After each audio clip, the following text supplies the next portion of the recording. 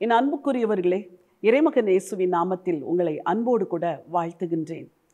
நீங்கள் இந்த உலகத்தில் நிறைவோடு வாழ வேண்டும் என்பதுதான் தேவனுடைய சித்தம். ஆனால் வாழ்க்கையில் பல வேளைகளில் குறைவுகளை நாம் சந்திக்கிறோம். அப்படித்தானே? 2 குழந்தைகள் இருக்கிற வீட்டில் சற்று நிறைவான ஆசீர்வாதம் இருக்கும். அதே நேரத்தில் 6 குழந்தைகள் இருக்கிற வீட்டிலே எல்லாமே குறைவாகத்தான் இருக்கும். நாங்கள் எங்கள் பெற்றோருக்கு 5 பிள்ளைகள்.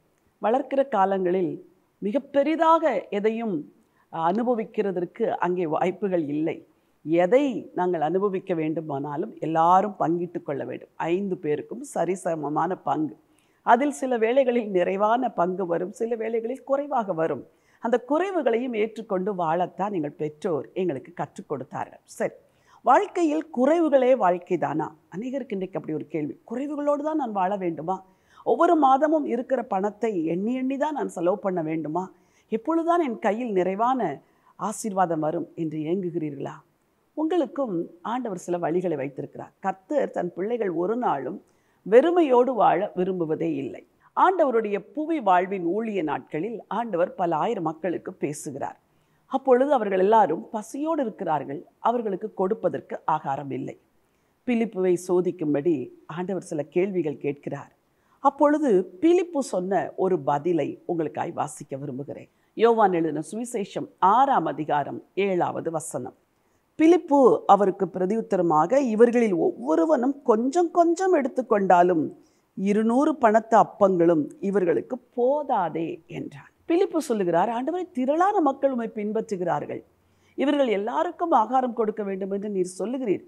எல்லாரும் கொஞ்சம் கொஞ்சம் எடுத்துக்கொண்டாலும் 200 பணங்களுக்கு அப்பம் வாங்கினாலும் அது அவர்களுக்கு போதாதே என்று சொல்லுகிறார். பின்னும் சொல்லுகிறார், இங்கே ஒரு பையன் கையில் 5 வார்கோதுமை அப்பங்களும் 2 சிறு மீன்களும் இருக்கிறது. ஆனாலும் அவைகள் இவர்களுக்கு எம்மாத்திரம் என்று சொல்லுகிறார். போதாது என்பது பிலிப்புவின் வார்த்தை, எம்மாத்திரம் என்பது பிலிப்புவின் அறிக்கை.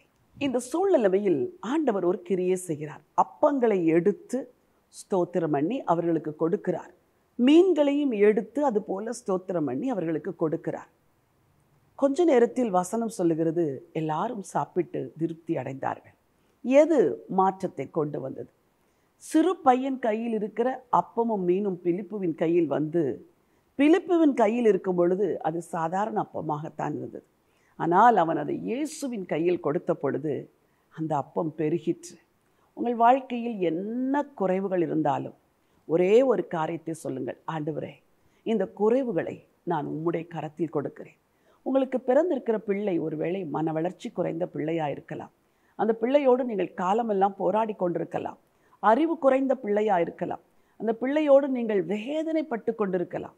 பள்ளியில் எல்லா பிள்ளைகளும் நன்றாய் படிக்கும் பொழுது உங்கள் பிள்ளை மாத்திரம் கடைசி மதிப்பெண்கள் எடுக்கும் பொழுது உள்ளம் உடைகிறது, நொறுங்குகிறது.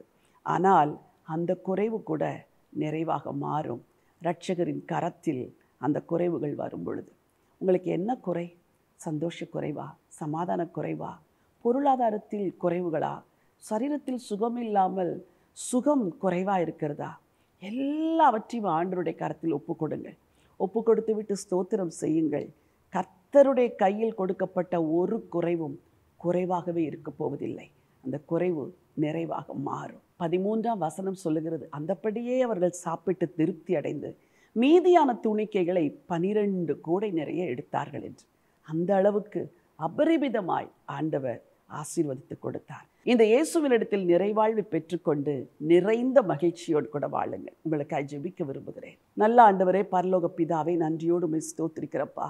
5 அப்பங்களும் சில சிறு மீன்களும் ஆண்டவரே அந்த சிறுவன் கையில் இருக்கும் வரைக்கும் அது குறைவாகத்தான் இருந்தது. ஆனால் உம்முடைய கையில் வந்த போதோ அது பலுகி பெருகினது போல இன்றைக்கு அப்பா, உங்கள் பிள்ளைங்க எதெல்லாம் குறைவுன்னு சொல்கிறாங்களோ, ஐயோ இது போதாதே, இது எம்மாத்திரம் என்று எதை குறித்தெல்லாம் கலங்குகிறார்களோ அந்த தேவைகளை உம்முடைய திருக்கரத்தில் ஒப்பு கொடுக்கிற ஆண்டவரே, தேவைகளை சந்திக்கிறவர், அந்த குறைவுகளை நிறைவாக மாற்ற வேண்டும் என்று சொல்லி ஜெபிக்கிறேன்.